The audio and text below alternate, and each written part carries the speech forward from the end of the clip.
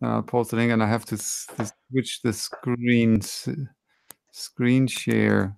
Nothing is working today. Why isn't it working? I can't do screen sharing. I don't know. I'll post the link. We can post an intro today. I don't know. Or I can post. What the fuck? I don't care what's happening. I cannot. Something is horribly wrong today. Why can't I do screen sharing like usual? I don't know. I can't do anything right now. So what we have to do? So the usual video intro won't work. I had some technical problems. Hello to all of you out there. I had some technical problems. My browser locked me out. I wasn't able to log into YouTube. No way. I don't know what's happening. So I was about 5 minutes late, and then Fern apparently didn't get the invite. And it seems everything will go wrong that can go wrong today. But well, it's in conversation 19 today. We had, or we should have, or a surprise guest who left the video, but I think it has to do with technical problems. So Kerry, if you see that, if you hear that, you're invited to join us anytime. Oh, you're back. Kerry Allen joined the video call, so maybe it will work now. Maybe but we had problems hearing each other. So Loud and clear. Can you hear me? I can hear you, but it's very low volume, just like before. Okay. Maybe, I don't know how you connected your microphone or what kind of microphone. If it's a microphone that you connected to your computer directly, then it might be that it's just simply not loud enough. I have it up to the maximum value. So Uh, maybe I should reconnect it. now I hear you. Oh, you hear me now? Now it's perfect. Oh, okay. So perfect. Hello, Kerry. Kerry sent me a message to that he wanted to join the conversation, and of course, we're happy that you joined. I tried to pull up your blog on the browser, but it seems that your blog is only available through the Tumblr sidebar or on the app. So, and well, your blog has content that I cannot show on my YouTube channel. No. Oh, I have to look at this now because It's Huh? no, it's Using my Tumblr for just ideas for like taking photos. So it's not has anything to do with what we're going to talk about today. right. It's just just simply artistic nude photography, which I cannot show on YouTube. But there's nothing. I will put your Tumblr URL is grayscale G, so greyscaleg.tumblr.com. I will put a link to your blog in the description later. Yeah, as I said, I had some weird technical problems because my browser locked me out, locked me out, and so I was about 5 minutes too late. And then Fern didn't get my invitation, and now I can screen share. So let's just simply start. No, let me introduce the participants. Fern, QBN-scholar, admin of luxlit.net, and here we have Kerry on audio only, but as we mentioned last time, there's no problem at all. If you want to join us in the conversation, maybe next time send us a message a bit earlier that we can try to avoid technical problems like we had with Kerry and the sound. But no problem at all. What are we going to talk today? I put a link in the video description, both on YouTube and on PWS, Photos Worth Seeing, because we came across this post about, and you can click that, and maybe you saw that, The tricks of the trade. Is something a dirty trick? One is a photo real. What are we allowed to do in photography to still claim that a photo shows reality? And I will pull up the link on my computer.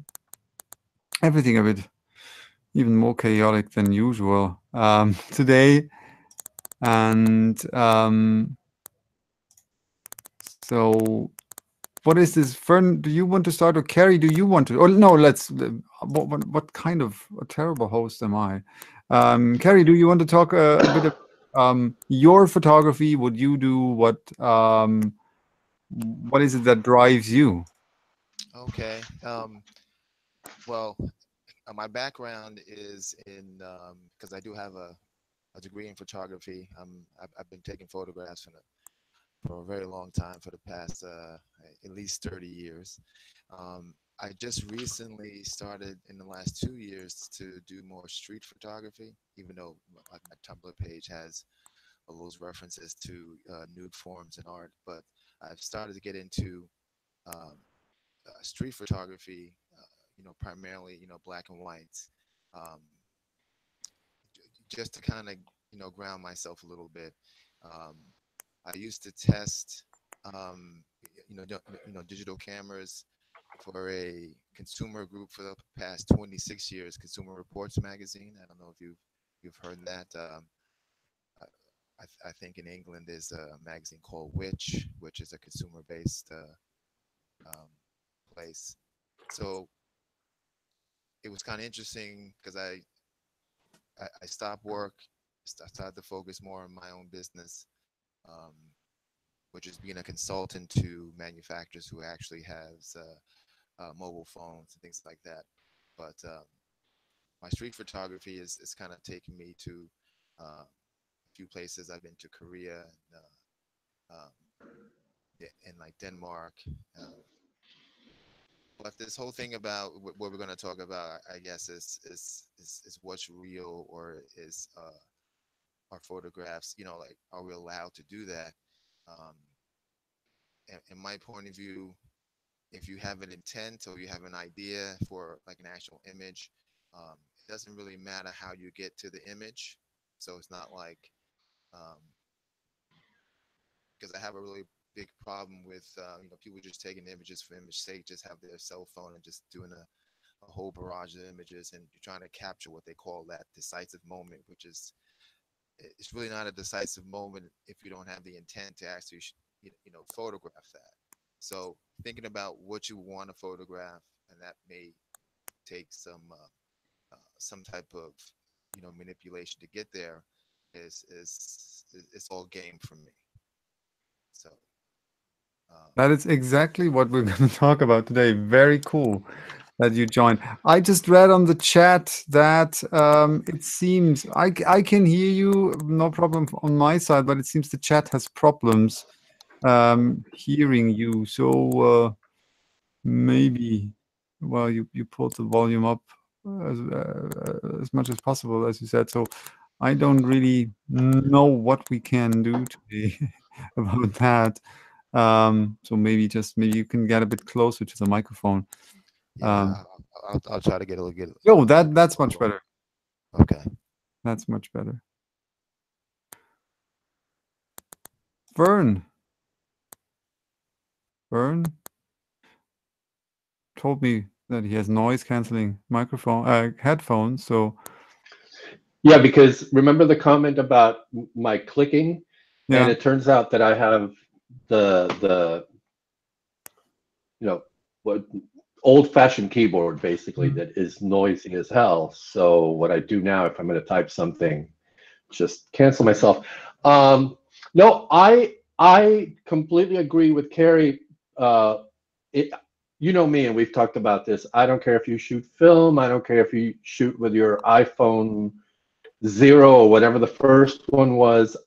I don't care. And I've actually posted the comparison of the same white flower, more or less. I mean, it was different settings, and but from my old D50, which was my baby for 5 years, and I bought used. and it was the, excuse me, first or second generation DSLR, and actually the middle of the road, kind of on the cheaper side. But I love that camera. I've taken some great photographs with it, and compared it to one that I took now with my Sony A7R III, which is, you know, what Canon and Nikon are trying to catch up to. And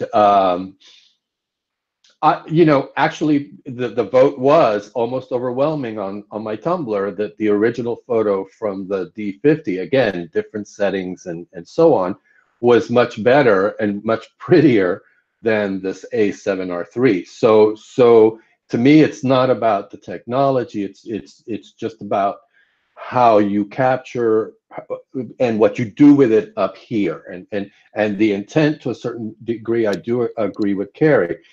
But my one thing that I have always heard, not always heard, but hear a lot, is that intention thing. One of my favorite photographs, which isn't necessarily a good photograph, but it's the one I wrote about the being a self-portrait of sorts, of the three women at Carnival, and especially how I was so focused on the two women on the left, and especially the one that had the feather dress, that, or gear, or whatever it was, that had this one feather sticking out, and I wanted to capture it so that it was just right. And then it turns out that I'm looking at the picture in post, and when I'm doing the processing, and I see the woman on the right giving me this look. I mean, it was all in fun because I did ask for permission, and they obviously they were posing. But she was giving me this look like, really? You want to take a picture of me? And I'm sitting there going, oh my God, that's me. When somebody points a camera at me, even if I've learned how to just accept it graciously or do one of these, that's my reaction. And I saw myself in that picture, and it just gave the whole thing not so much a decisive moment. I mean, to me, it's a decisive moment, and I understand the concept of decisive moment because it's what you're trying to look for. But I also see in pictures every once in a while that I take a decisive moment that's in the post process. That's in the manipulation process later in Camera Raw for me, because I don't use Lightroom. So I'm always fascinated. And then there's because Pete, you know, we talk about non-photography related stuff every once in a while. There's the story of the film version of In Cold Blood, where, can't remember who the actor is, but there's a scene where the actor is standing at a window, and there's rain coming down, or maybe it was rain, I'm not sure. And the director of photography shot basically the shadow of the water coming down on that glass onto that person, kind of thing, instead of shooting through the window so you could see the water. And I remember reading, this was for one of the classes I was TAing, that the director of photography was like, dude, I never saw, or dude, I don't know. I never thought of this, and the even the still capture that was in the book, and having seen the movie eventually, it is an amazing scene. But it's something that a lot of times we also, I find, just don't see because we're focused on. I guess it's the thing is we're focused on one decisive moment that we're expecting or that we want, when there's another decisive moment going on that we eventually see and go, oops. So that's, I don't disagree, but I think there's a broader, and life just happens, and to me photography just happens, really. So it's, I don't know if I'm making sense, right? So you're making sense. I just have one quick thing. You know, Fernando, I put my IM account where I have a few photographs. So maybe you want to put that instead of the, you know, Tumblr link. Yeah, I just put it on the chat. So for those on the chat to see. The chat will be visible later if people watch the video after the fact. And of course, I will put it in the link or in the description of the video. It is safe for work, people, so no problem for those of you. Yes, it's safe. Uh, as I said, I cannot, for whatever reason, if I click on screen share, it doesn't work. So I cannot share the screen now. Maybe Fern, you can share the screen from your side. So if you pull the site up, maybe you can share your screen so that we can look at Kerry's photo page. What you said. No. Let me see if that works. Yes. I think the chat is now able to see the photos as well. Yes. So how do you go about, if I Kerry, if I look at the photos, is these you mentioned street photography. So is that when street photography for me personally is I do that very, very rarely, and so can you talk a bit about your photos? Yes. Let's see if I can get it up because I don't see that. But like for instance, the at the top, I was in Viking, country, and I was really interested in the two guys, the portrait. They were journeymen. Basically they like right after I guess high school, they have to go to a different place that's a certain distance from their hometown, and they just actually work for free at different places. And apparently, they were here working at this place in Denmark where they are rising old Viking ships and like restoring them and things like that. So they were a part of that whole scene. So we say street photography. Basically these guys, roam around for 5 years and without pay, and they actually, like without accommodation. So they were staying on rowboats and things like that. So that to me is the ground level thing. And I didn't want to just take a random picture of them actually, working on the boat. I really wanted to get a portrait of them because they keep to themselves and they're quiet and things like that. As you scroll down, I mean, not everything here is a street, photo. You have the Copenhagen, Pride Parade, which is more kind of typical of what you would see in street photography. But then you get to the ones that are in Korea. They're kind of at the bottom. They were taken a year ago. Of trying to do some layering type images where you have more than one activity going on, which is something that I was looking for. I wasn't just looking for one person. I was trying to look for a series of things going on. So that's pretty much those photographs. And then they're the ones which I kind of enhanced. As you can see, most of these are from Copenhagen. There are a couple from Mexico City also. The one with this, like the swastika of the guy coming out, that was just randomly walking down the street and actually seeing someone actually taking a cigarette break, but having a swastika just above the entranceway was something that, here in the States, that I usually don't really see. But it's funny, I didn't get too many comments on that image. But I thought it was a pretty powerful image, even though I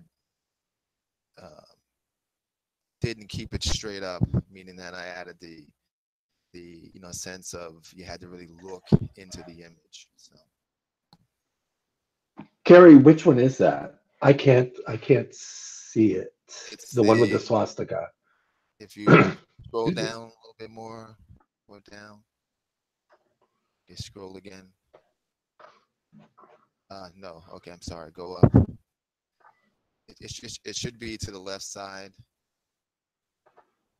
Let's see. To the left side, above the Ferris wheel. Above the Ferris wheel. Yes, you have Above the Ferris wheel, I see the guy with the Bluetooth. Okay, go up again. Because now I see what you see. So if you just go up. Sure.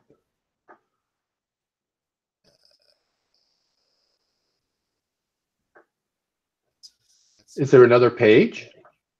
It should be. It's not No, on there's your only one. screen. All right, so there's only one page. There's only one page, but it's not showing you everything. That's kind of weird. And I sent you the direct link. Hold on, let me look through. They actually, yes, they actually took it out. That's amazing. Oh, maybe that's Interesting, they might have because gotten a the page complaint. says there are 35 photos, but I just counted. We only see 31, if I counted correctly. 1, 2, 3, 4, 5, 6, 7, 8, 9, 10, 11, 12, 13, 14, 15, 16, 17, 18, 19, 20, 21, 22, 23, 24, 25, 26, 27, 28, 29, 30, 31. And we see the page says 35 photos, but only 31 are shown. That's at Yeah, that and there's only the one page, so that's interesting. Yeah, there's only the one page, but the guy with the swastika is on there. That's interesting. That the link. Okay, here we go. There it is. You see it? Ah. Well, but you know what that is. That's because it's a religious symbol. Oh. Originally it's a religious symbol in I don't know, but in one of the South Asian, in the region of India, Pakistan, I don't think it's Hindu, but I know that it is a major religious symbol, and that's why it's there. There's usually a little bit more detail to it. So it may not be, but I'm going out on a limb and assuming this was taken where? In Seoul. There we go. So because there's the two Asian guys, and I can't really tell from the writing, but that could be it. That could very well be why it's there. But even given that, I get what you're saying. I mean, most people don't know or would forget, and just the way that it's set up. That's interesting. Yeah. That's actually the real swastika in terms of the sun symbol, while There we go. the swastika in terms of Nazi symbology is mirrored. So we have I can switch to my so this is the real, what we saw there is the real sun symbol of a religious sun symbol, and not the Nazi Yeah, not the swastika. the Nazi swastika. I stopped sharing, by the way. Okay. But it's interesting, and that's Oh, there we go. It's called Satya. it's From Alok. Pardon? It's a Hindu symbol. A Hindu No, symbol. in the chat, Alok Sharma says it's called Satya. It's in India. It's a Hindu symbol. Okay. But that's I think that perfectly fits the topic in terms of what is photography, or how can we define photography, or especially when we talk about how far can we go, or are we allowed to go in to still call a photo or call what we see reality? How manipulation during let's put it like that. Even though I would say that, or at least as I see it, I don't think that we can put the developing side of photography in general. I don't think that we can leave that out, because developing a photo, processing a photo from the very beginning of photography has been part of photography. If there wouldn't be any sort of developing, we wouldn't have a photo. But okay, for that, because now in digital photography, I think developing, processing has a bit of a different meaning than it had during only or exclusively analog times. But manipulation during the act of photography. Hello, Lyndon Arden's highlights, by the way. I just joined the chat.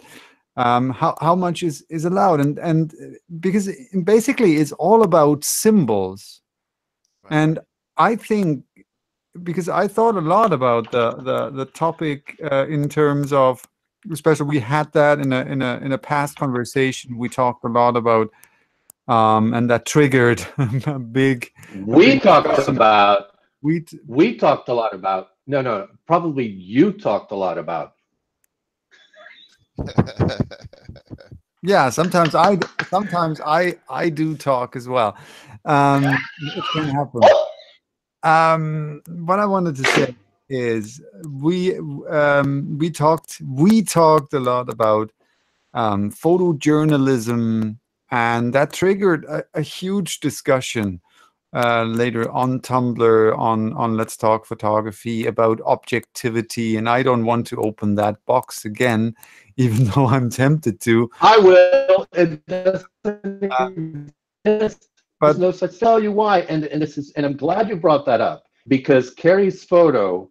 Wait. Hold on. Well, go ahead. Because I was going to bring this up anyway. So I'm glad you brought it up. Go ahead. Okay. Because what did I want to say? I think that's the reason why I talk so much, is that I always try to find my thoughts after you interrupted me. Fern. No, I was just really kidding.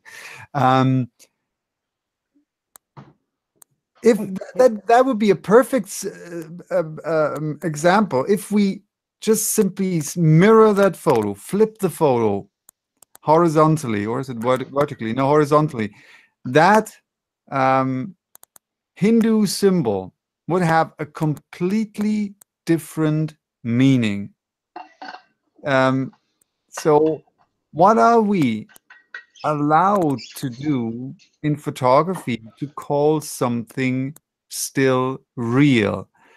Just taking that same shot from, I don't know, a reflecting surface, a mirror, that wouldn't even be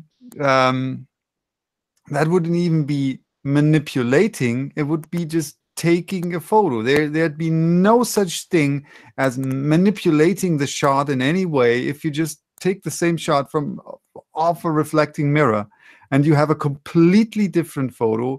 Why is it a completely different photo? Because the meaning is completely different.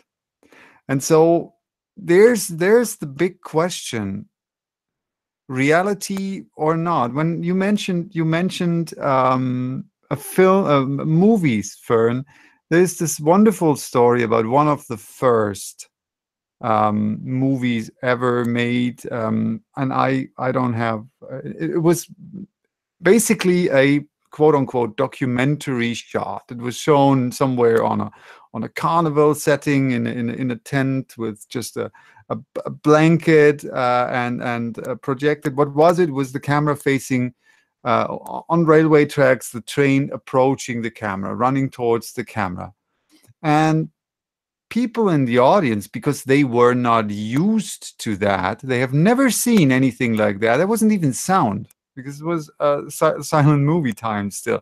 They panicked because they believe that this is real, that the train is heading towards them.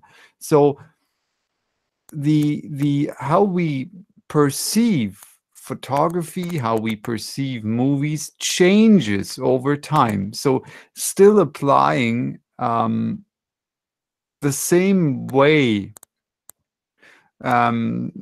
or still applying the same quote unquote rules that were there like 20 years ago, 50 years ago, 100 years ago, 150 years ago.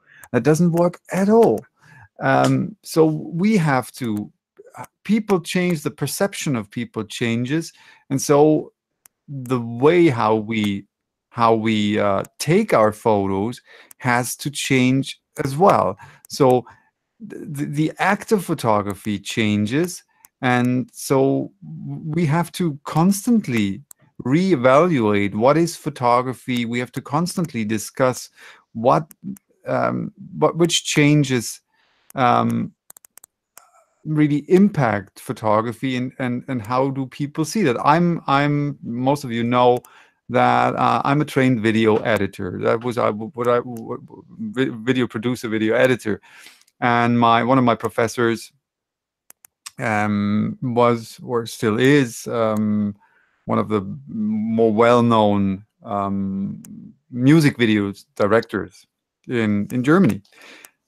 And so, well, was one of my exam films was a music video, and I did music videos like 10 or 12, 12, I think, over the years.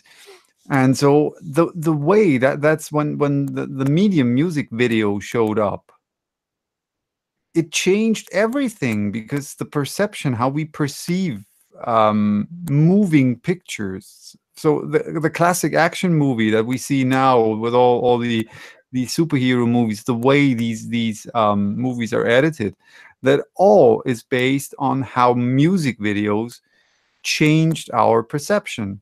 And that is indeed a new medium as well, because music video is called music video for a reason, even though a lot of them were shot on film.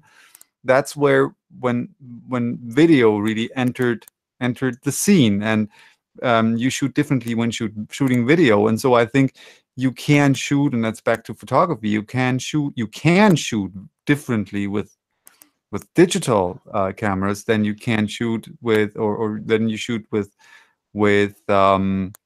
analog cameras. And so that's when everything slowly evolves and changes. Yes and no. So I'm gonna get real deep. Why am I hearing myself? Is there an echo?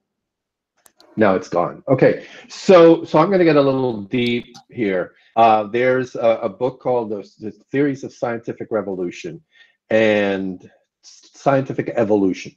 And the premise, and it's a classic book, so very badly written, but anyway, the premise is that in the sciences, the changes that occur aren't the way we see them as, oh, someone, again, what you're talking about, oh, there's changes, there's new stuff.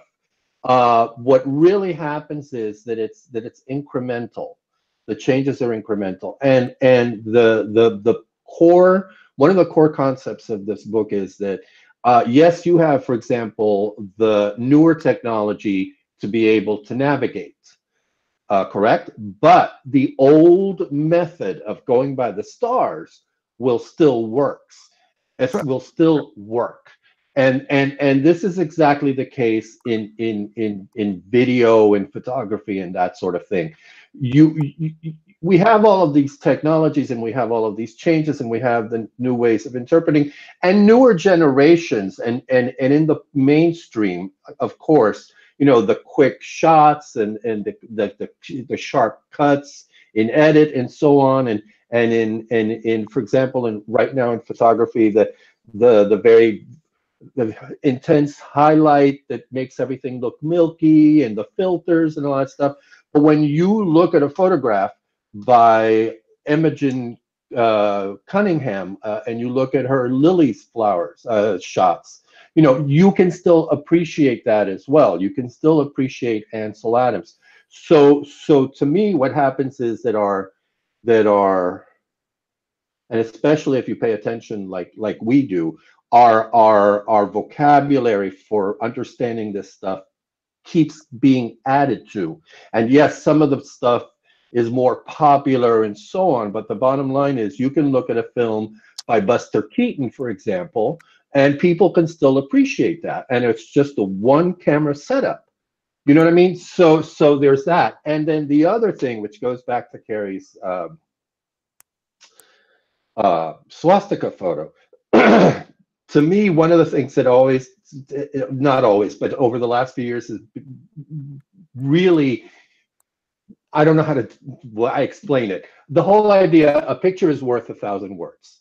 It can be, but whose language are we using when, depending where you're from, you're looking at these pictures? Because Carrie's photograph, to someone in Western culture, and specifically from some segments of Western culture, Western quote unquote, there's the whole connection to the swastika, yada yada yada. But someone who is from a region where that symbol doesn't mean the same thing, the meaning is totally different. They're just seeing someone with this symbol for good life, I think it is, that you know what I mean? So yes, it can be worth 1,000 words, but who's doing the interpretation? Who's looking at the image, and what language are they assessing to read that image and make sense of it? So bottom line is, hold on, and I'm finished with this. The bottom line is, you know, there's all these ways of looking at this stuff, and but this really goes back to what we often go back to in the very end, really, for a lot of the topics we covered. There's guidelines, there's theories, but really there's such a broad expanse of looking at all of this that, you know, we just have to sit back and decide this is what we're going to do and go with it because it makes us happy. And hopefully we don't offend anybody in the, you know. Yes, yes. Can I say one thing before? It's really just one sentence. A picture is worth 1,000 words, yes, but what if your words are different? Yeah, exactly. So, sorry, Kerry, you wanted to. Yeah, you know, and that's. No, Kerry wanted to say something. Yeah. No, you guys brought up some very, very good points. I mean, it's, and a lot of questions, you know, kind of come up into the mind. But you know, going back to Ansel Adams, um, you know, who was kind of like the godfather of, you know, analog and perfect, you know, F-22, F-64, you know, type sharp images. Um, if he was in our day a photographer, he would be like manipulating like crazy. He was so into the technology of the time. He really, you know, he would be using Photoshop and doing this and trying to enhance almost every image he had, because that's how he was. But of course, his tools were kind of limiting in the respect when you say limiting. That's not really limiting because he you know put out some very good work. Um, uh, but the tools were not you know the same as today. He had to think differently, he had to work differently, and so there you have it. Um, it's funny, the whole thing about the photojournalist. I had this whole discussion about real images that photojournalists actually um, take, and uh, you really couldn't. There's a whole school of thought of like when I take an image, um, there's no manipulation. I can't guide anybody that's in the image, and then you take a straight shot. Um, so there's no Photoshop after the end. There's no enhancement. It's like, you know, the exposure has to be right, and the you know, composition has to be perfect, and that is the shot. But then there's another school of, you know, photojournalists who have an idea of what they want to say, you know, like conveying an emotion, um, you know, have a mood. You know, they would in some way, you know, process that image to invoke what they were trying to get, you know, to. And that's what I was trying to, you know, say at the beginning about this whole thing about in intent. Um, uh, if you have an idea and that separates someone who's just a snap shooter and someone who's, you know, really trying to convey something, like in my, you know, eye, is that you have to have some reason for taking the photograph and then take the photograph. And if you have to do post processing to actually, you know, get that done, so be it. So that's where I'm coming from on that. My microphone. Lyndon Arden's highlights sent a wonderful quote on the chat. And once more, for those of you who just joined in, we have a bit of we have some technical problems with the sound today. Whatever. Well, so Excuse me. we try to go as close as possible to the microphone, one of us. Lyndon Arden's highlights wrote, "Dodging and burning are steps to take care of mistakes God made in establishing tonal relationships." That is a quote by Ansel Adams, and it's I like the eye winking of that. Here's by the way, for those of you who don't know that, and I did a lot of research on that because I'm not well, I do shoot analog here and there, but I'm not really an analog photographer, for that matter. So and that's one of the things that shows up frequently in books, in blog posts, on videos, the Ansel Adams zones system. So what's that? It's a system that he developed for creating perfect exposures. So while I certainly am not an expert on that, but that I think is also something that fits in here just absolutely perfectly. What is it based on? The zone system was developed for one reason and one reason only, and that is that um, the film used, black and white film, it's also subtly about black and white film. So the zone system is completely and only and exclusively about film.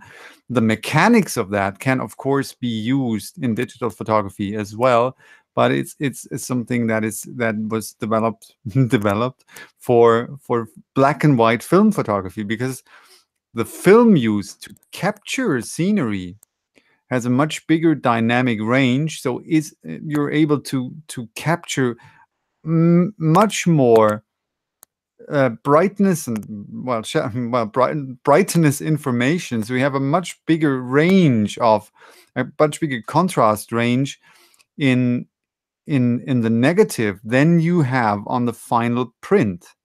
So the zone system was developed to have a reliable way to bring all the captured brightness tones that are captured on film, on the negative, to the print. So and that's an interesting thing. So there are rules, and everyone says, "Oh, well, I don't." It's really not so easy to understand the whole zone system. Zone system is not so easy for me to pronounce as a German. It's not so easy to pronounce that for me.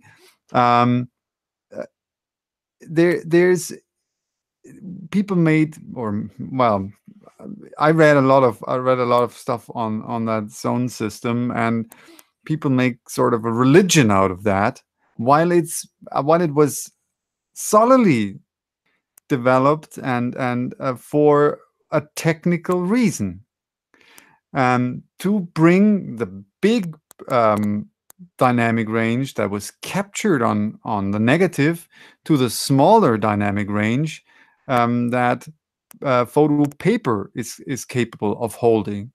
And that's basically the projected onto digital photography, more or less the same what we do when we shoot HDR, in terms of we capture a lot more picture. And well, we do that anyway, because every sensor of every modern camera can capture a lot more dynamic range than we will see in the final JPEG image that we post to the web. But in HDR photography, it's exactly that.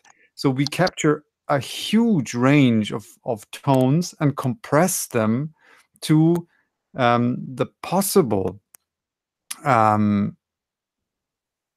range of brightness tones, of contrast in the final photo. So that is developing, and that is the art, and on the other hand, the technique of developing a shot. So this is an essential part of photography. That is what we do. Or if we don't want to mess around with that, that we let labs do, or that we let our cameras do, or that we let software like Photoshop or Lightroom do by using the default processing algorithms work. Yeah, So, yeah. and it's interesting because, oh, go ahead, Kerry. No, no. I mean, I agree. What he was doing was actually, um, really in a very technical way, is getting as many pixels in that grayscale as possible, because he knows that the final end, it was going to be condensed. Um, but it's not, even though you're saying that that's is what we do, like as a photographer, we should be aware of that. Why people are confused about it is because in that process, you have to really determine where you wanted to place the ideal hues in that. So like he had a subject, he had that rock. He wanted to make sure that the details in that rock were going to come out in the final process. So you really had to place the best zone that was going to come out of that in that rock. But that's a intent. That's something he had to really physically think about. I want it here, and that's what I think people have a difficult time, because uh, I don't know if the subject is they're not sure, or they're taking a random, because it's easy nowadays to do HDR with like a snapshot. I'm just going to take this, but you still have to be aware of what exactly you want to be the subject. So, and And it all boils, going back to the article, the whole idea of, is this real? Is this so what? But and it goes back to the article, and it goes back to the issue that it comes up every once in a while. Like when we were talking about what is art, well, depends on what language, blah blah blah blah blah blah, what era, and yet we're, oh my God, this is getting so Buddhist, but we're trying to make sense of things, so that things, in a sense, we're actually doing. I'm on a deep groove today. We try to do what you were talking about, Pete and Kerry, about what Ansel Adams did. He had all this information, and he's trying to make sense of it in a smaller space. And it just, we can try, we can make choices, because really with the photojournalism thing, yes, that is, whether you're doing it one way, whether you're just doing it, this is what I captured, this is what I captured, this is how I captured it, this is how it's going to go out, or this, as a photojournalist, is what I want to convey. But the bottom line is, usually people, when they think of photography being real and all this stuff, or photojournalism, they think of the first one. You took the picture and you just posted because that's what was happening when it was happening, and that's it. But yet there's so many other ways of looking at things, um, and I think, unfortunately, by the way, this is what's happening now with the whole. Well, there's two things: the Peter Lick issue, which I know I posted on, which is this photographer who took this photograph of this huge moon in this landscape, and he makes a lot of money. He's a very good-looking guy, and to me, he's not selling photography. He's selling his masculinity and his sex appeal, and the fact that he's an adventurer and all this stuff. And look at this gorgeous photograph I took, and it's like, dude, that photograph is impossible. There's no way that could have. And then there's all these. Bottom line is, it's a nice picture. Leave the guy alone. If he doesn't want to be honest, he's not honest. He's got a market. God bless him. No, But no. I disagree. I totally disagree. While I do, well, you know that, because that's usually my approach, that I say it doesn't matter at all how real a photo is or not. But, and here's the thing, and I think that's where photojournalism comes absolutely to play. And when the big question is, And I think that's really the crucial point of that all. We cannot look at a photo completely out of its context. So if we do that, then the photo is just that, an image. So why does what is the intent behind the photo? And I think there's a why does he show that photo? What does he do with that photo? And when you say, and Because it's I don't pretty. I don't know this guy. I know the photo, of course. I know some of his photos, but I never followed any of what he was doing. When you say, and this is an assumption that you make, of course, and this is your feeling that you have, you say, what is he trying to do? He's trying to sell his persona. So I don't know if he does that. And I will not make. It's also that I think it's a completely legit thing, but Oh no! Hold on, hold on. If you go to his website, honestly, I mean, good-looking guy, the muscles, sleeves cut off, and the posing. I mean, the guy sells himself like a rock star. Again, more power to him. I'm not why not? criticizing that But because that's a part of the package. but that is what I wanted to, because I don't know enough about him to have an opinion on him. So really really really cautious with stuff like that if I don't know anything about him. So I won't comment on that.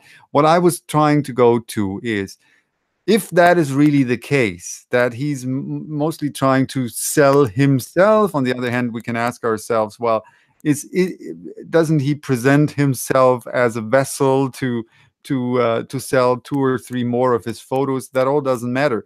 The thing is, if I show a photo, if I show a picture and say, this is a cool picture, do you like that picture? Do you want to buy that picture?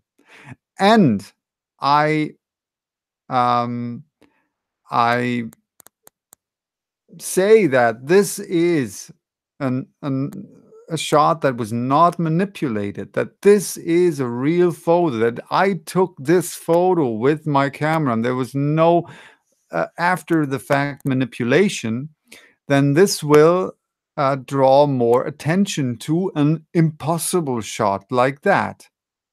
And so if then later it turns out, well, it was indeed impossible to take that photo, then, well, then everything he said about that and everything he tried to do that, and I'm aware that this is kind of an almost metaphysical discussion now, but everything before that was a lie. So if he says, this is a cool picture, and not implying that this was a photo that he made in camera, then everyone would say, yeah, cool picture, I like that picture. But by saying or implying that this was made in camera, he seemed apparently, because that's why people were talking about that, it wouldn't have created that sort of a buzz if he would have from the beginning said this is a manipulation, or not implied that this shot was made in camera. Yeah. So I think that is a crucial thing, and I think here is the big point where we have to distinct between different types of photography. Of course, there is a range, but there are two polar opposites. There's number one, the documentary photography that indeed tries to show what was there, and then there's the photo illustration that is meant to illustrate something. And a photo illustration doesn't need to be in any way real or even realistic.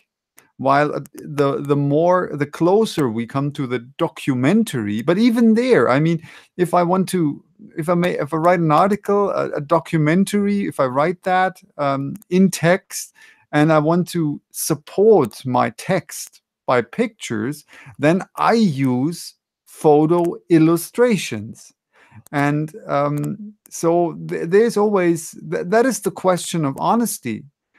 I don't want to become political, but there's a thing. If you have, let's say, completely, I pull that completely out of thin air. There's no resemblance to anything that ever happened. But let's say there's some sort of a presidential inauguration ceremony, and there are 4 people there, and I cut in these 4 people very close so that I only see these 4 people, and then use that photo for the claim that there was a huge crowd, then this is dishonest. If I pull back and see, okay, there are 400 seats and there are only 4 people, then this whole picture that is presented as evidence creates a completely different story and pushes the text in a completely different direction. Yeah. Go ahead, Kerry. Oh, I'm sorry. Yeah, like you are bringing up a lot of things. There's so many new categories in photography now, but that's like the sign of the times, because there, as you can do gender studies and everything else. There's so many different labels that um, that we are forced now to address and to be a part of. And you also brought up this whole thing about this, moralistic and being honest of your work. When there's so much competition, everyone's trying to sell their stuff, and then push, and there's this whole notion that whatever it takes to sell is also kind of a part of this whole conversation. But back in Ansel and Adams days, there was only a certain amount of categories of photography. But now you listed that there's an editorial, there's a fine art. I mean, like, he can sell his stuff as being fine art, and then you don't have to explain yourself. So That's it. And I think, and yes, I get what you're saying. Now, to me, the one that's more interesting is the photographer who was or is, I'm not sure, the ¿cómo se llama esto? The National Geographic photographer, who I think, if I'm not mistaken, is the one who took that beautiful picture with the light colored eyes that was on the cover at one point. And then it turns out that he has been doctoring, severely doctoring, including adding, there's this whole thing where he added one person on one of the small vehicles that they use for transporting, like a taxi, again, in some Asian country, I think it was, or some territory or area, and he's been caught that he's actually been doctoring, not just increasing contrast or decreasing saturation, you're doing some minor manipulation, but actually creating something that wasn't there. And he was part of National Geographic, which up front says, which is why I've never said anything, do not do this. That is total dishonesty. To me, that guy's a creep. He's a liar, and I have no respect for him, especially as someone who's already built a reputation as being someone who's part of this organization that's supposed to be about this kind of photography, as you, Kerry, said. However, going back to Peter Lick, he's an art photographer, and he's selling a persona, like we all do, because again, it goes back to what Kerry said too. We're all marketing ourselves in one way or another. Look at who's the young woman that I posted a couple of things on Luxlit, who does photo challenges with other photographers and so on.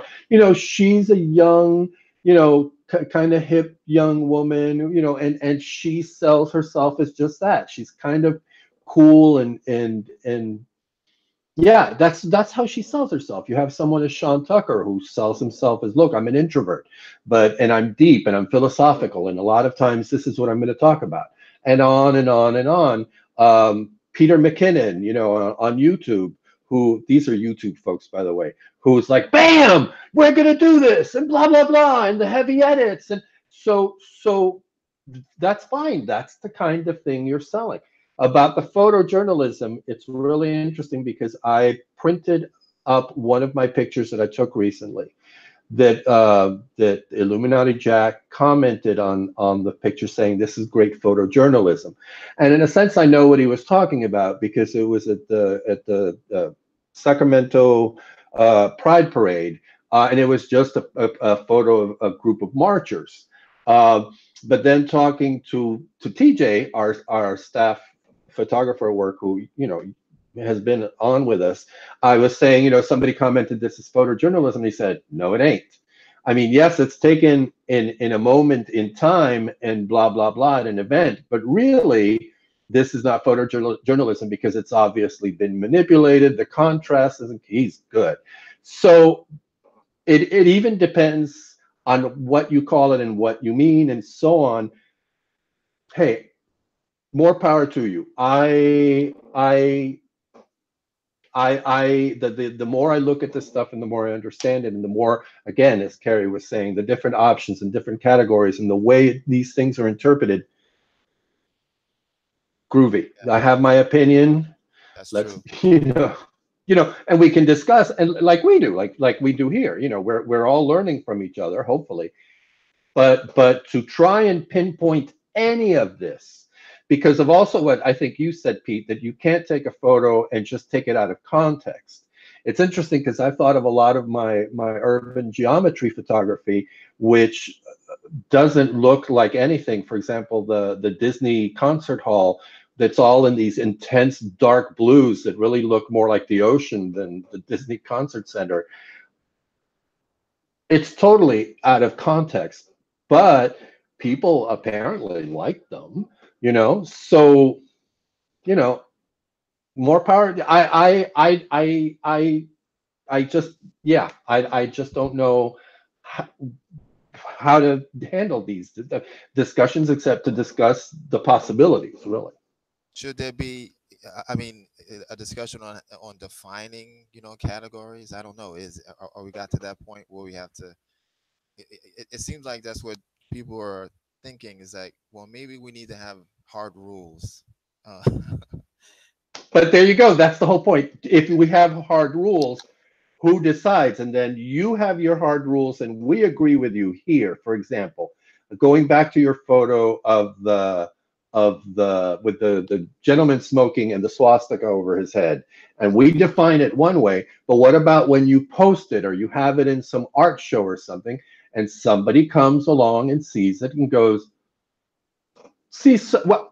Perfect example, getting back to photography and actually getting to the whole issue of that period in history in Germany and in fascism. There's a photographer called Deborah Turboville. And in the mid 70s, I think, or maybe late 70s, she did a photo shoot. She was a fashion photographer. She did a photo shoot for Vogue, which I remember to this day because I thought it was stunning. And she's always been one of my favorite photographers, and I've always wondered what happened to her. So the photo, the set came out.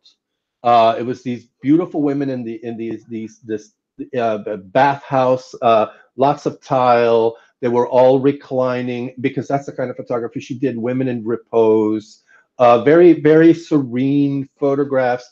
Well, I found out like 4 years ago that what happened was that photo shoot, this set came out, and there was an uproar because people thought that she was enshrining or referencing the concentration camps and the scenes or the locations and the scenes of mass genocide in the gas chambers and so on. And I mean, I looked at the photos at that moment and went, I can see that, but really, I mean, for all like 2 or 3 decades, I would never have thought that. I just wasn't where I was coming from. And that pretty much destroyed her as a photographer. And she eventually started to come back and she did some other major work, but really she never became, I mean, people canceled their subscription to Vogue. It's a huge uproar. So again, we can decide, going back to that whole idea, your photograph, Kerry, is it's great. It's this whole idea, blah blah blah, but then someone else looks at it, and that's why there's, to me, there's, and then also refer in reference to what Pete said, the video shooting and how it's changed and so on and so forth. But we can still look at a Michelangelo Antonioni film like La Ventura, where pretty much most of it is just Monica Vitti looking out of a window, and it's gorgeous and it's stunning, and I've seen that film 20 times. Right. And there's still an audience for that, and it makes sense. I disagree, Fern. Well, I agree in terms of that we can still look at that, of course, but, and this is the thing, if and that's what's always, and I'm really really really really how can I put that? Really? Really, exactly. So that's what I meant. If you show a film like that to a young audience that is not used to that certain type of movie language, they will not understand it. In just the same way, if you show current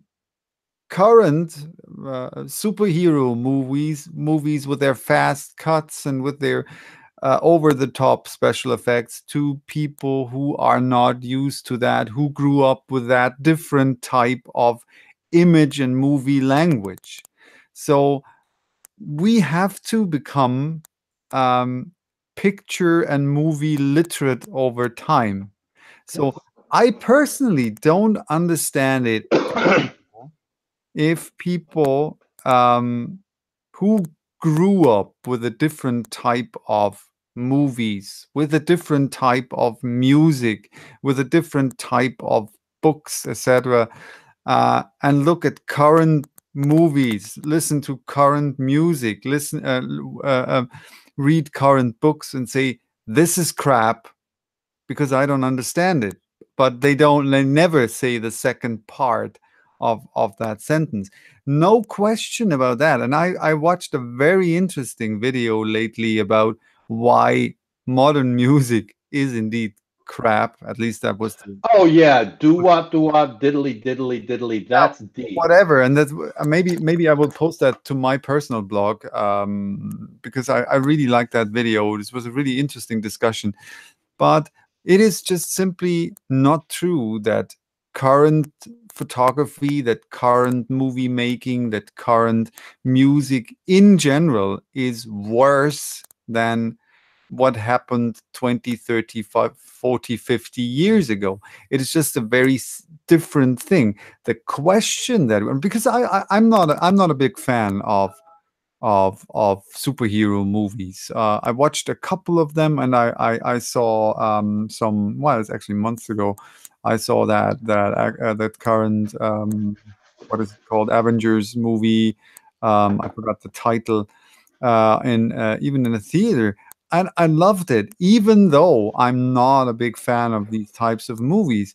But there was a real story in there, and the story was presented and in a way that was really compelling, and I was fascinated by that movie. And even though I'm not a particular fan of these sorts of movies, but I think if you have a certain literacy, then you can see what's in there, and then you have to, or at least you are able. You don't have to like it, but at least you are able to see that there is something in there, even though I don't like it, or I do like it. Let me add just one thing too about and I'll be specific about the Antonioni film, because you brought up exactly what I was thinking about. Okay, Fern's pants. Let me just add one more sentence. Shorts. So I don't think you can show old movies to current viewers without giving them at least a certain direction and telling. I'm the best example for that sort of thing, because for those of you who don't know that, I think it's most of you know that I'm a huge fan of Buster Keaton, and I hated Buster Keaton in my late teenage years and early 20s, and as a kid, I didn't. It was on German TV, all these old silent movie comedies, and whenever Keaton showed up, I changed channel. I didn't like him at all, and I didn't like his movies at all. And in university, we had that class on Keaton, and I just went there because it was a class on movies, and it was early in the morning, so I was finished with my classes as soon as ever possible. So I went to that class on Buster Keaton, and that's where I got some hints on what to look at. So I started each week. I think we had once a week. So it was on a Monday even. So I started every Monday, 8 a.m. in the morning, with a Buster Keaton movie and some instructions what to look at. And then you suddenly understand. And to learn, that doesn't mean that everyone who was in that who attended that class after that became a Buster Keaton fan. But if you understand something, you don't have to, nobody forces you, but you can find things in that will give something back to you, and that will increase your literacy, and you see, okay, that is something I can look into.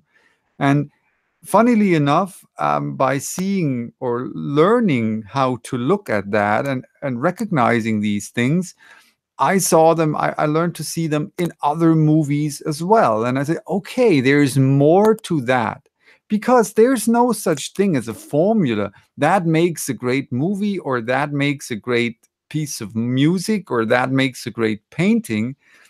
This is a huge world. And just because, and that's really, I think that's our default ignorance that we have, and that's nothing bad, but we have to be aware that we have that. Usually we look at one aspect only, and if something doesn't fit that aspect and doesn't feed us on that aspect, we say, okay, I don't like it, this is crap, next. And learning that there's more to see, that a picture, even a two-dimensional picture, has more than these two dimensions, that that will help us to grow and to recognize things, and even help us to grow as an artist. And so, to sum that up, after half an hour of talking, only 20 minutes. we need to, if we show a thing, you can't just throw something at someone and say, take that, and if you don't like it, you're an idiot. So hold on. Take people by the hand and say, okay, if you want to, I will. Yes and no. So I'm going to give you two examples of why I mean yes and no. So I grew up watching, 3 channels on TV, the Donna Reed show, Mary Tyler Moore, I Love Lucy, Betty Boop cartoons, blah, blah, blah, whatever. Deputy Dog, yada, yada. I come from a poor working class background. I'm surprised I have any taste at all in anything that's not like working class. My first exposure, well, yeah. But here's the thing. So my first exposure to foreign cinema was Fellini's Roma. No, actually, yeah, Fellini's Roma, The Seventh Seal by Ingmar Bergman. Talk about heavy shit. One of the other films I remember seeing was Caesar and Rosalie, which starred Yves Montand and one of my favorites who breaks my heart, Romy Schneider.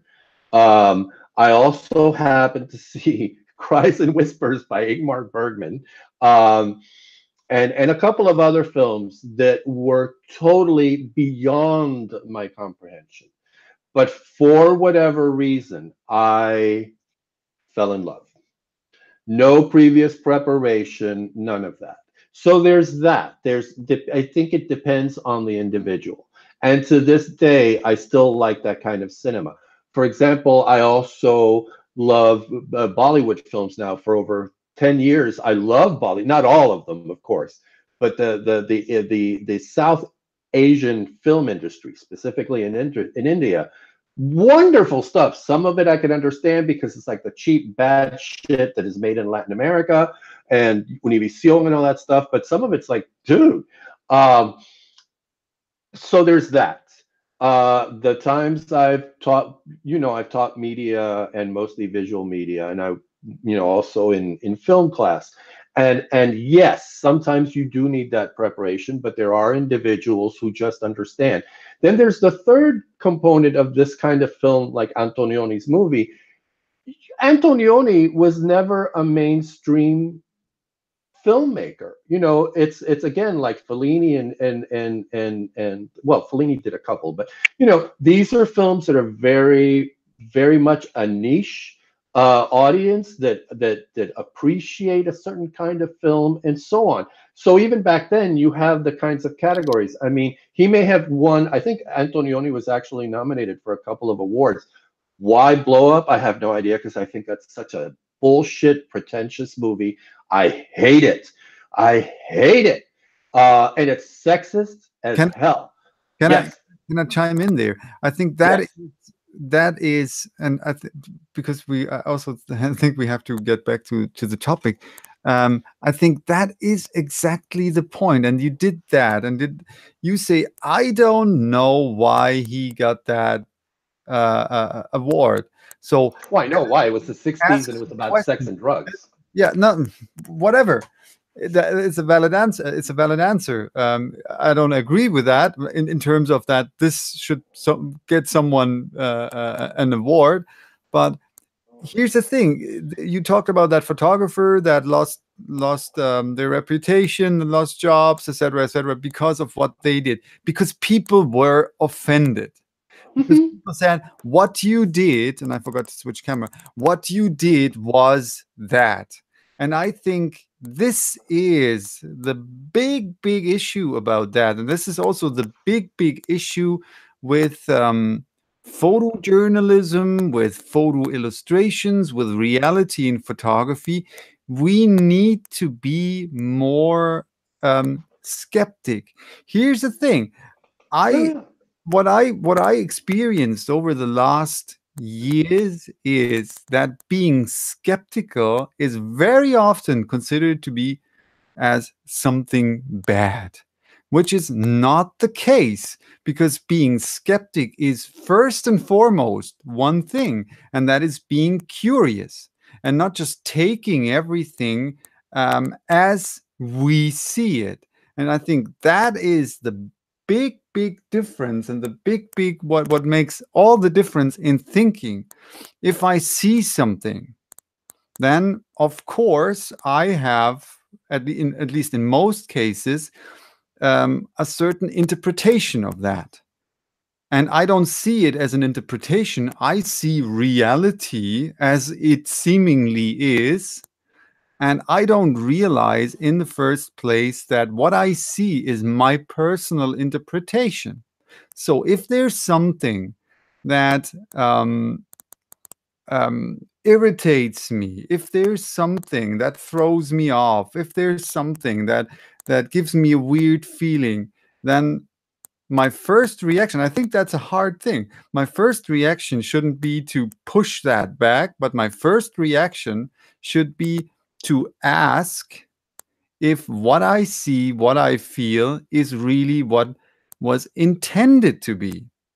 So, and I think, and that's what I realized that with myself, and I'm by far not there. When you messaged me, Kerry, to join the conversation, of course, the first thing I did after sending you the question, I was still fumbling around with all the technical settings, and then I looked at your blog, and the first thing that went through my mind was, okay, we can't show that on the stream because people.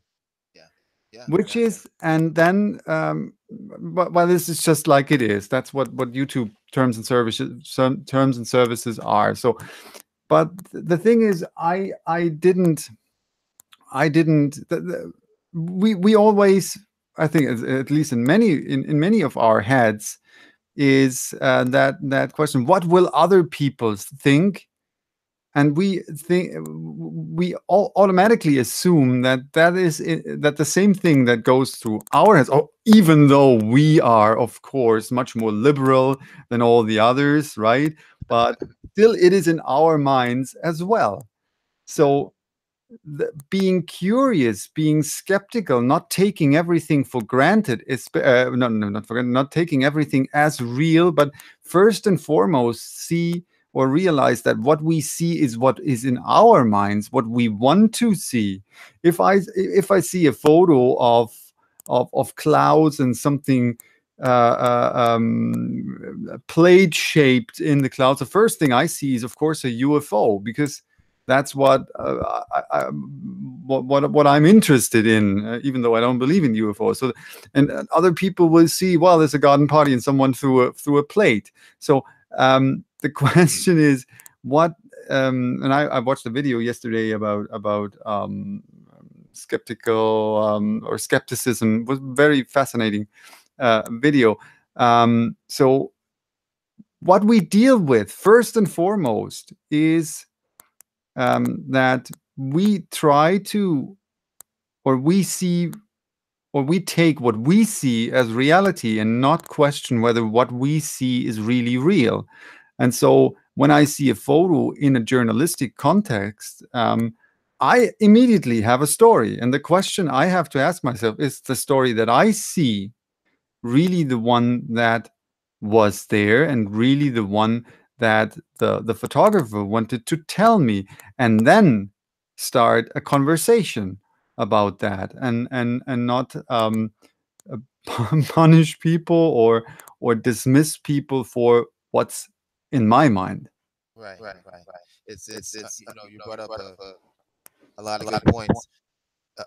There's one thing that also with your education and learning um, and getting people on the same page, I think text along with photographs to explain the intent um, of the photograph, could be very helpful, um, because what happens is that for instance, even my like my swastika image, if I would have had text with that to explain what I saw, and it wasn't the religious part of everything else, and then people would be like, oh, okay, I see what he was looking at, I see what came to mind, but um, there's other things we can discuss about that image too. um, so like your Buster Keaton, going to class and actually having someone give you some guidelines to what you're seeing, and what this genre is about, help you to appreciate uh, that movies, like those types of movies, um, because we're seeing images being pressed like in our eyes constantly all day long. We're seeing images. So yes, we have to get to a point where how do we decipher these images? How do we make sense of them? um, it's a message that these images are pushing on us, uh, ideal. And of course social media, that's so many different platforms, which you're still getting tons of information. So you're right, stepping back, analyzing um, how these images are actually making me feel, um, and not just saying no to it, or just like dismissing it, but seeing where it's coming from. um, I still think that people need to see more work. If you don't get the music, listen to more of it. If you don't understand like young photographers spin, you should get up and go see more of it, because you have to build your like your database of real images and intent, and uh, and understanding how the culture is now, um, which is different than in the 20s or the 30s. Um, and a lot of people don't want to educate themselves, so eh, it makes it just that more difficult. It's funny, Kerry, that you brought up the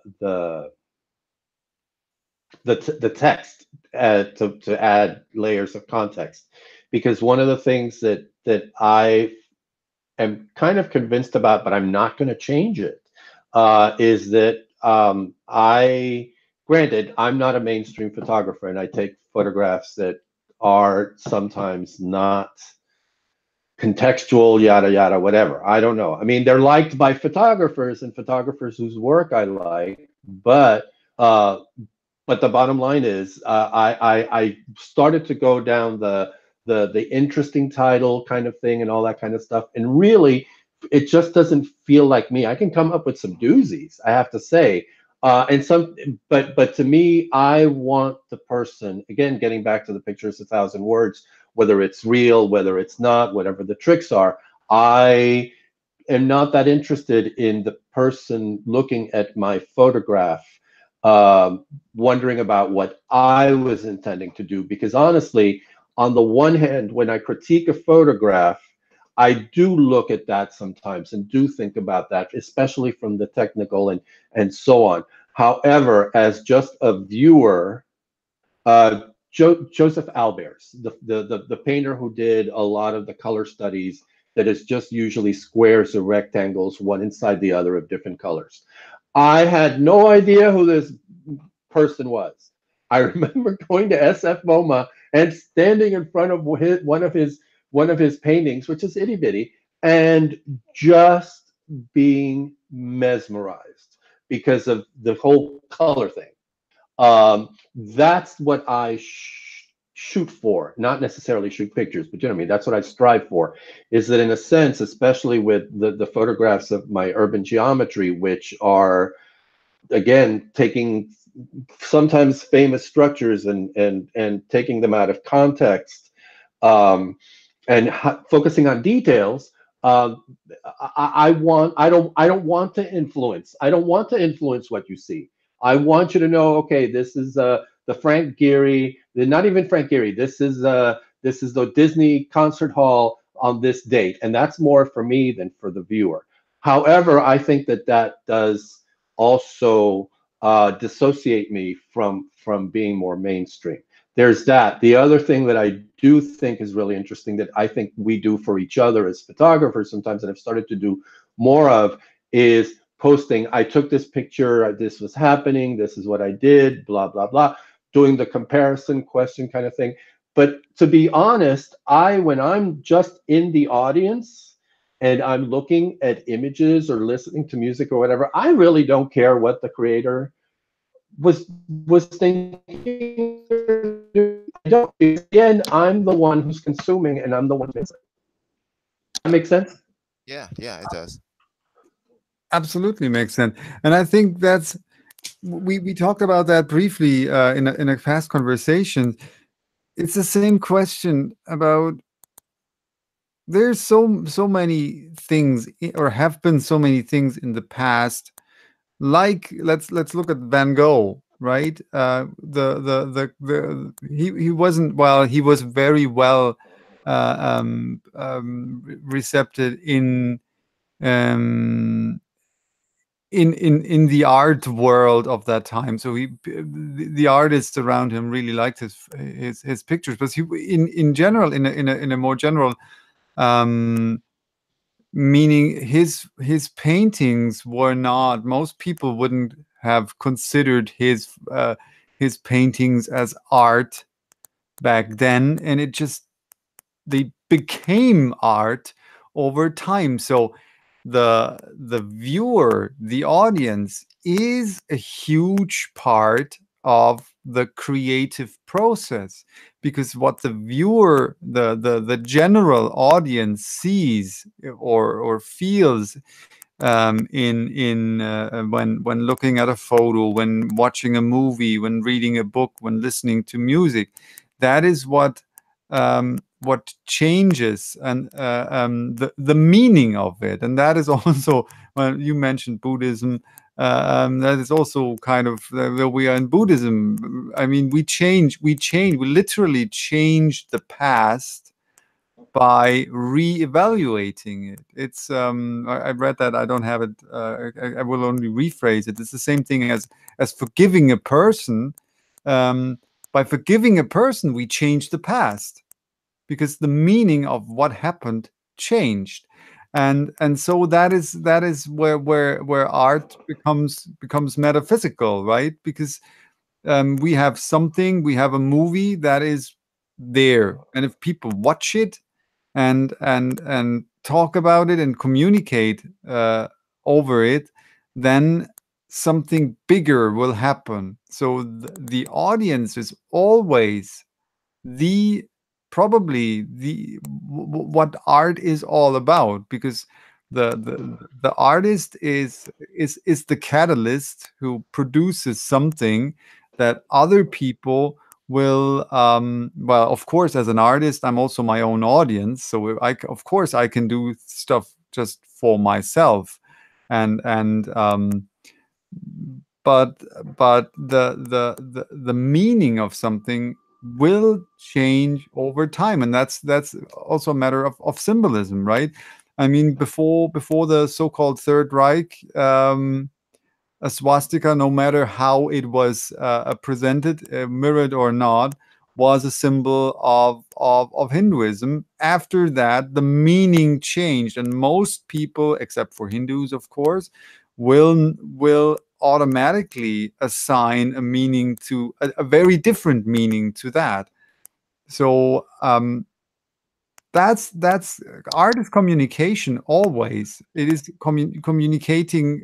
When I, as an artist, I communicate with myself, I communicate with the world, I produce something, and people communicate with the artwork in themselves, and maybe they reach out to the artist, and another type of conversation can start.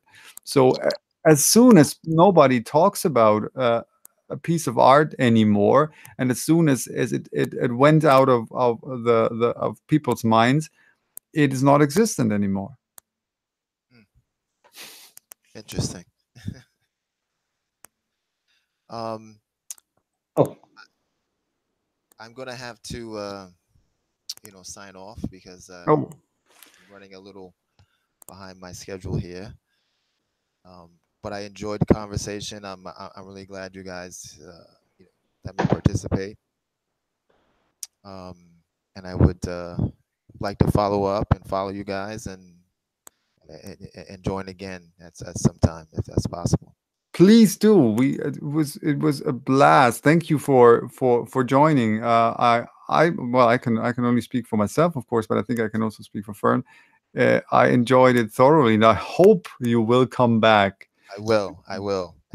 And then we'll. I hope there won't be that technical chaos that we had today. I But think I'll update all my microphone also. yeah, you can simply message me on Tumblr, and then we can just play around and try it out in a personal conversation. Okay. You don't have to stream, and we will definitely find a solution. Okay. Sounds good. Okay, So Fern. thank you so much, Kerry, Thank you. and Ciao. goodbye till next time. Yes. thank you, Kerry. Thank you. Thank you. That was cool. So very cool. I really enjoyed that. Question, Fern. I mean, we talked now for 2 hours. No, remember, no. we started late. 20, 40. Well, 1.5 hours we have, Yeah, our usual. our usual. So, um, should we try? Should we do the photo critiques, or should we do that next time? I have no idea how that will work out with the technical stuff. I would prefer to do it on a different. Maybe we can do it tomorrow. We don't have to do it live. If Sure. we have the time, then we can this is my suggestion. We can simply do it tomorrow. I will post the video, the live stream, if we find a time. We won't announce it, or maybe we will announce it, but very, very shortly. So I will post that to Let's Talk Photography, and we can do the photo critiques live, and then I will put that video, the critiques video, into what people, after I added the show notes, and I will put that critiques video in the edited InConversation post with the show notes, so that we don't have two posts floating around. I think that so. are you good with that? That we do that tomorrow, Sure. the time? Yeah. So What time? I will. Well, whatever. I'm available tomorrow, all of the time. So you just simply message me when you're up, and then when you have Okay. time, and I have time. I'm free tomorrow. Okay. No, that sounds good actually. Yeah. Yeah. I'm okay either way. You thought it out more than I have. I was just gonna hit record and have us talking the hell with it. But yeah, that's fine too. Yeah, and we can do it live. I mean, what do the folks on Yeah. YouTube say? Well, yeah, Wow. Now I'm switching to German. I'm a bit. Let me be honest. Work has been crazy in the last 2 weeks. I hardly. It was, and today was also kind of, the whole day went by like in a blur. I can hardly remember what happened today, and yesterday was, well, it doesn't matter. So let's check the chat. By the way, the same for me with work. Actually, this morning I got up. I don't know if you can see them, but two surfaces on the couch. Mm. The box for the RT, which is useless because it's got no battery. It's never been opened. It's like 4 years old. And then the Surface Go, and I've been setting up because it's a last minute thing for an instructor. So yeah, I took like 2 hours doing all this stuff before we went on, and maybe that's why I also missed your live, because my brain is already fried. Mine as well. So let's wrap that up. I think, well, I was a bit afraid that we didn't talk about the whole topic, but we did. We covered everything in there. There's, of course, we didn't talk about the photos in the post that I mentioned, and I will put the link in the description. I think, maybe, I don't know if you disagree or agree with me, Fern, that there's the big difference. If we want to illustrate something and use some sort of photo illustration, and then it doesn't really matter what we do with a photo as long as we don't claim it's real. The next thing is, and I was, when I looked at the post, there's this one photo in particular with that girl in the bushes, and you see it looks very, very, very tightly cropped, and you think that she's like in somewhere in nature, and then you see a making of that shot, and you see this kind of a really sort of a backyard or back alley, and doesn't look like anything. That is just simply photography. There's no Yep. no this is no trickery. This is no ugly truth, how it's called, the whole text. This is just taking photos, right? Yep. We always choose that angle, and we choose that crop that looks best. And when we take photos of people, when we do portraits, we ask people, or what is your good side? We let people pose that they look good. That is not the ugly truth. That is just simply the way to go. There's the other thing of that guy hanging from that cliff. Yeah, if that is a matter. If is it claiming that this guy is hanging 300 feet over the ground, or is it just a cool photo? So is the photo used as evidence for a claim? I think that's also something. Is it used as evidence for a claim? Then it is plain lying, because I can lie visually, or I can lie with words, right? So but there's a lot, or that shot of I don't even know why it's on there, that shot of the girl behind the glass with the water running down, with the rain, and you see the photographers outside, and apparently he has sprayed water on the glass. That's just what you do. Right. So why? So Yes. it isn't a documentary about it was raining the whole day. Here's proof. It is a photo of Right. a beautiful photo of a beautiful woman behind glass, right? So that's just it. And I think there's nothing. I had to laugh out loud about the photo of that guy with that gold chain around his neck, and Yes, see the yes. photo from behind, and he was just wearing a handbag. So that's just Well, to me, it's just clickbait. The title is just clickbait definitely because it's really interesting, and I'm trying to find her name because I know I have posted, and now I can't find her anywhere.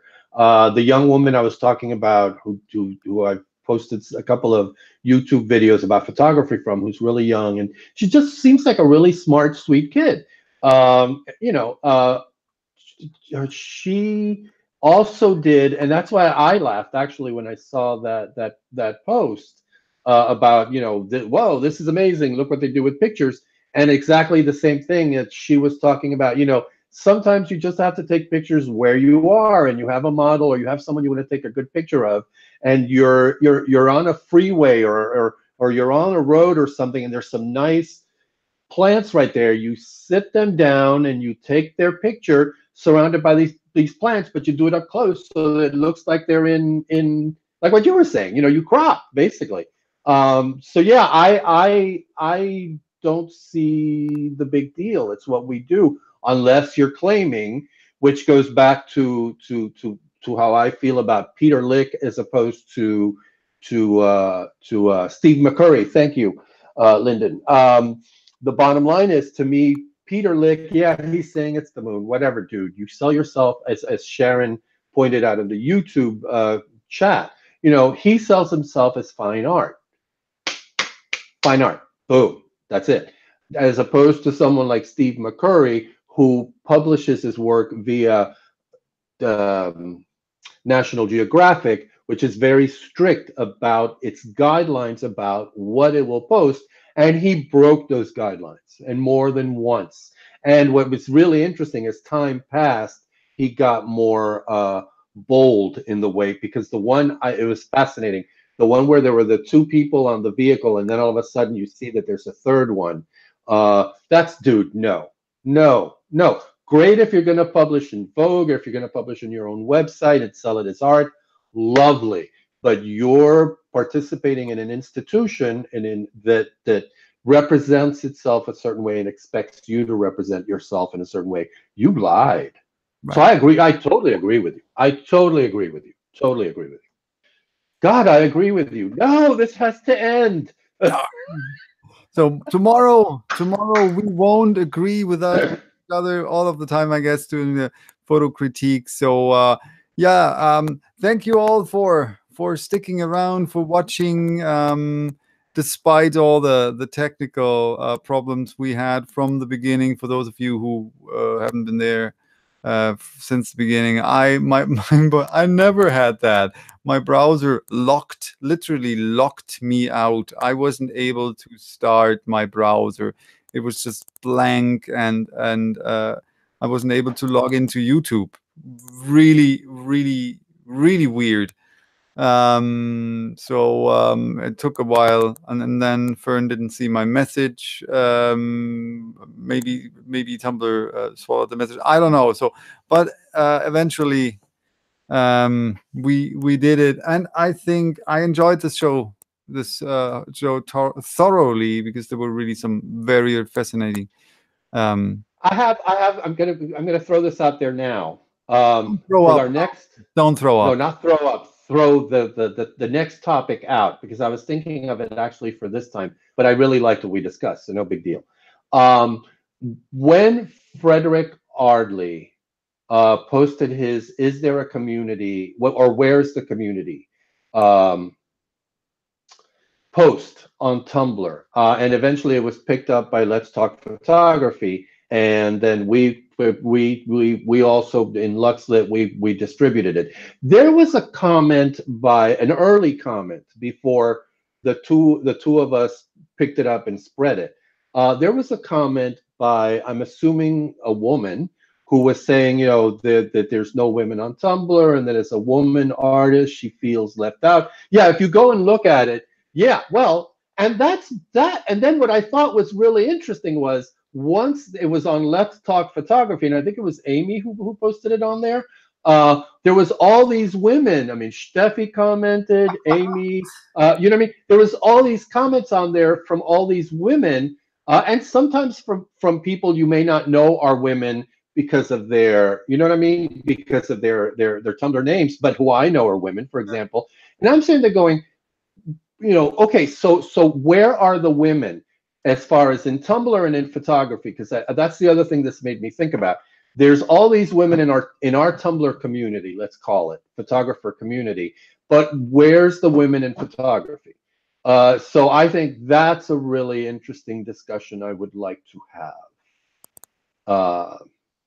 Yeah, no, I'm telling you, I'll go back and I'll find it and I'll post this because I was actually thinking of writing something about it too. But yeah, I think it'd be better to just have the discussion out here and see what everybody thinks. So thoughts about the topic? If not, I'll just shut up and we can talk about something else. No, I like that. Women, and I would love to have. We had Christina on the show once. I think so far she was the only woman we had on the show. So where are the women? I know you're out there because I see your photos, and actually I think that, and I will say something now that, Uh-oh. and I would say that to make you all rage and fume so that you can will come on the show to kick my ass. I know that the Tumblr photography community is infested with women, so come to us on the show, please.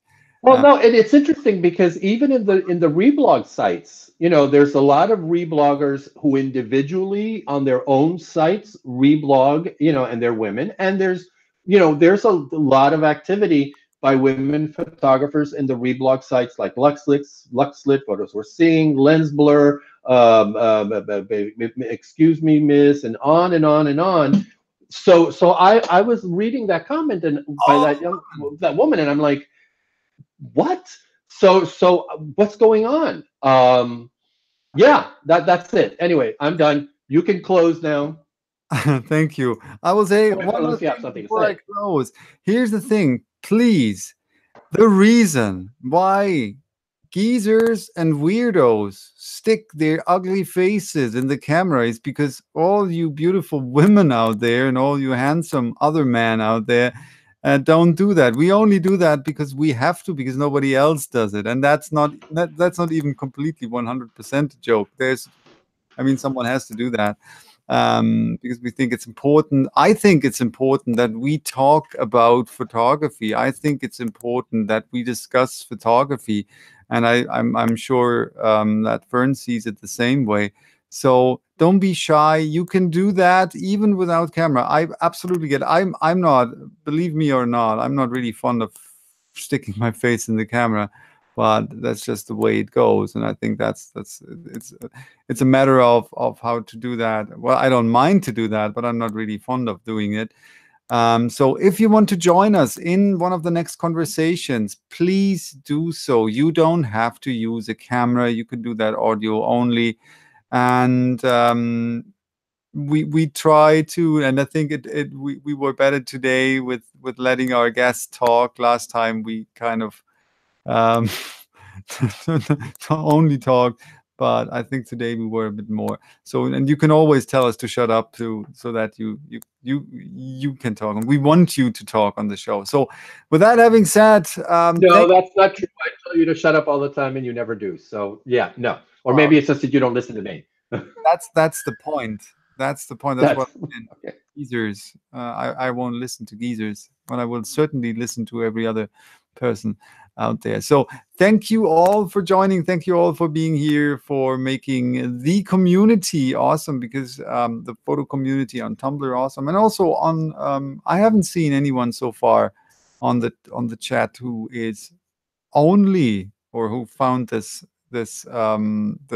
these conversations via YouTube. So don't be shy. Of course, everyone can comment and everyone can take part. This is not exclusive to the Tumblr photo community, but it shows that there is indeed a Tumblr photo community, something that some people deny. Maybe they just haven't found it yet, or they don't participate, which all can change. Or they're looking for a different type of community, their idea of community. I mean, a community, it's basically simple. A community are people who found each other, who have the same interests. And if you don't have an interest, you can't be part of the community, or you won't be part of the community, because then, so we found each other, and I enjoyed being part of this community. And I'm really, and now all joking aside, and all sarcasm and all irony aside, I'm absolutely grateful for being allowed to be part of this community. And this is not sucking up to someone or kissing asses. I really mean that from the bottom of my heart. That's why I'm here, and that's why we do that. And so this one's for today. Thank you all again. Bye-bye. And next month, second anniversary. Second anniversary, plus... And there will be a surprise. There will be a surprise. I hope you have a surprise. I don't have a surprise, so I have to think about a surprise. No, the thing is, next month, October, will be the second anniversary of the InConversation. Plus, it will be show 20, which is really a double anniversary. And we thought about something, and I think maybe it will work out. It will work out. Yeah. So, with that having said, it's kind of like, I kind of feel like one of these old rock stars who, well, this is my last tour, and then, okay, no, there's another last tour, and that's why I made like 5 times. I said goodbye 5 times. I feel like Peter Jackson in Lord of the Rings, who just, well, another ending, and let's make another ending. So this is the ending. Bye-bye till maybe tomorrow with the photo critiques, or till next time in October.